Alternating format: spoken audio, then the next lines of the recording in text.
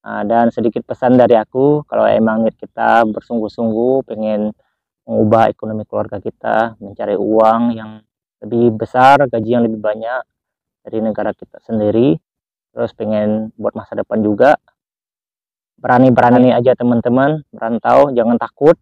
Kalau kita takut, ujung-ujungnya selamanya kita akan stuck di situ ya, nggak ada perubahan. Dan dengan kita merantau setidaknya kita ada dua pilihan, antara maju.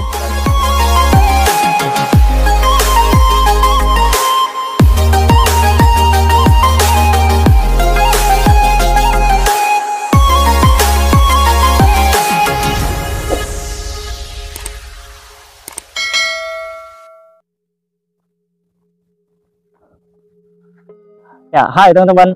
Berjumpa lagi sama aku Ryan Formosa. Ya teman-teman, di video kali ini aku lagi di sawah ya teman-teman ya. Dan ceritanya di video kali ini aku lagi lihat bapak-bapak, ibu-ibu lagi panen padi teman-teman. Dan ini adalah panen padi yang kedua kalinya. Kalian bisa lihat padinya udah tinggal sisa-sisanya ini ya. Karena udah dipanen dari pertama punya ya. Jadi ini udah tinggal dikit yang punya teman-teman. Dan sistem panen padi sendiri di kampung aku itu masih sangat tradisional, baik dari bercocok tanam sampai akhirnya panen teman-teman. Itu sangat tradisional sekali, masih zaman kuno teman-teman ya. Zaman dulu kala punya. Dari pakai tangan kalau tanam tuh satu-satu gitu ya. Terus habis itu kalau panen yaitu menggunakan katam alias pakai pisau kecil ya, taruh di tangan gitu, kita potong tek gitu ya. Jadi itu masih kuno sekali, tradisional lah kalau sistem panen padi di daerah aku ini ya. Mungkin kalau di daerah teman-teman kalian semuanya udah maju punya ya, udah pakai mesin punya. Aku lihat di Jawa juga banyak ya, udah maju punya di sana ya. Sistem panen padinya itu udah modern kayak di Taiwan punya ya. Udah menggunakan mesin dibandingkan dengan daerah aku di sini tuh masih zaman dahulu kala ya. Jadi ketinggalan jauh kalau daerah aku ya, kalau aku bilang ya. Oke teman-teman, di video kali ini aku akan sedikit memberikan tips edukasi ya, sekalian menjawab pertanyaan salah satu teman kita yang kemarin udah komen di video aku ya. Mungkin beliau lagi ragu atau bimbang gimana ya, jadi beliau minta aku memberikan sedikit tips edukasi di sini ya. Dimana beliau ini pengen kerja ke luar negeri ya, dan mungkin buat teman-teman yang lainnya juga bisa ya dengerin sedikit tips dari aku bila mana kalian emang punya niat kerja ke luar negeri ataupun kerja ke Taiwan dan negara lainnya ya, semuanya lah ya. Jadi yuk kita langsung aja mulai pembahasan di video kali ini ya. Ya teman-teman ya, tips edukasi yang pertama-tama yang bisa aku berikan untuk video kali ini ya, kalau menurut aku yang pertama itu adalah niat kita dulu teman-teman. Kalau kalian pengen kerja ke luar negeri, udah mantap belum niat kalian ya? Nih, kalian kerja di sana tuh mau ngapain? Mau jalan-jalan, mau cari uang, mau ngubah ekonomi keluarga atau buat masa depan ya. Jadi teman-teman kalau bisa itu ya, niatnya dimantepin dulu teman-teman. Kalau emang serius mau kerja ke luar negeri ya, kita harus punya niat yang bulat dulu, yang kuat ya di sini ya.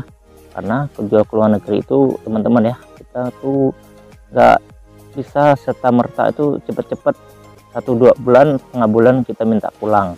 Karena di sana tuh kita punya sistem kontrak di sini teman-teman ya. Jadi niat kita tuh harus mantap dulu kalau kita emang punya niat kerja ke luar negeri ya. Kalau kita benar-benar bersungguh-sungguh ingin cari uang ya teman-teman ya, mengubah ekonomi keluarga semisalnya ya. Ya nggak perlu takut ya.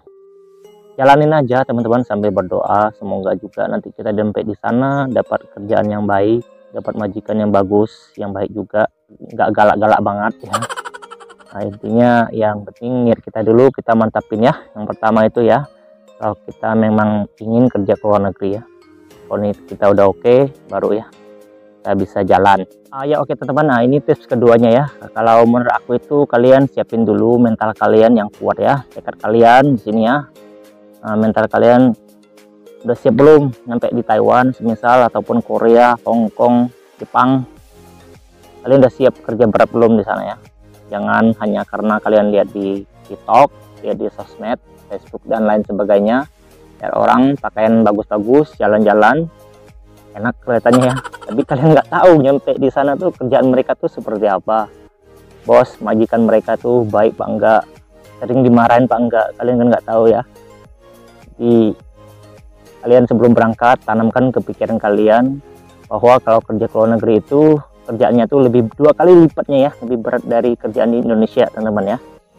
Nah, syukur-syukur aja teman-teman kalau aku bilang nyampe di Taiwan semisal ya, kalau kalian pengen kerja ke Taiwan kerjanya tuh lebih ringan dari Indonesia ya. Terus dapat majikannya juga baik-baik, kalem-kalem sama kalian ya, nggak cerewet ya, bagus. Nah, tapi intinya aku bilang yang kedua itu siapin mental kalian dulu ya sebelum kalian berangkat kerja ke luar negeri.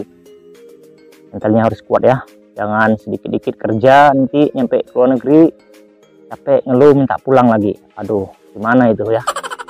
Akan ya dipikirin dulu ya.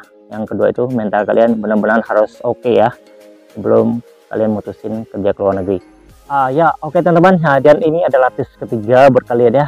Kalau kalian memang punya niat bekerja ke luar negeri ya, rundingkan dulu sama anggota keluarga kita ya teman-teman ya. Itu sangat penting buat mendapatkan restu dari mereka ya, karena kita kerjanya misalnya tuh jauh dari rumah, kita perlu waktu yang lama untuk pulang ke tanah air karena kita kerja di sana tuh sistem kontrak teman-teman. Jadi nggak bisa secepat atau beberapa bulan kita kerja sana ya terus kita minta pulang, nggak bisa ya teman-teman. Jadi ada kontraknya ya, kalau kalian minta pulang ujung-ujung nanti kena denda ya kalau belum selesai kontrak ya. Jadi kalian rundingkan dulu sama keluarga kalian, misal pengen kerja ke Taiwan lah ya, tanya dulu sama mak bapak ataupun suami atau istrinya ya, boleh apa enggak. Kalau mereka izinin baru kalian berangkat ya.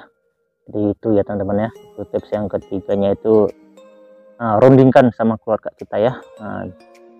Kalau mereka izinin malah bagus ya, dan kalau seandainya kita kurang dana juga kita bisa minjam sama anggota keluarga kita teman-teman. Gimana pun keluarga adalah orang terdekat ya, ketika kita lagi susah membutuhkan biaya misalnya ya teman-teman ya. Lanjut lagi teman-teman, ini adalah tips edukasi keempat teman-teman ya. Kalau kalian pengen kerja ke luar negeri ya, niatnya udah ada, kalian juga harus aku bilang ya, siapin dokumennya. Dokumen kalian udah ada belum ya, jangan punya niat punya mental yang kuat tapi dokumennya tuh nggak jelas, data kalian nggak jelas, kalian nggak tahu asal usulnya dari mana ya misalnya lah ya. Jadi itu percuma, nggak bakal bisa juga teman-teman. Jadi kalau kita niatnya mentalnya udah ada tapi kalau dokumen kita nggak ada, nggak bisa teman-teman. Nggak ada PT yang mengurus kita ya kalau kita dokumennya data diri kita nggak jelas ya. Jadi kalian juga harus siapin itu semuanya kalau kalian emang niatnya pengen kerja ke luar negeri ya. Ya teman-teman, dan ini adalah tips edukasi yang terakhir buat kalian yang pengen benar-benar kerja ke luar negeri ya. Carilah PT yang benar-benar udah teruji, PT resmi yang udah sering memberikan TKI kerja ke luar negeri ya. Jangan ngasal cari PT, tahu-tahu kalian udah masukin uang aja ke situ, kalian nggak berangkat-berangkat, uang kalian hangus, kan kasihan kaliannya juga ya. Apalagi uang dari kalian tuh uang hasil pinjaman teman-teman ya. Jadi ya itu sangat merugikan buat kita sendiri ya.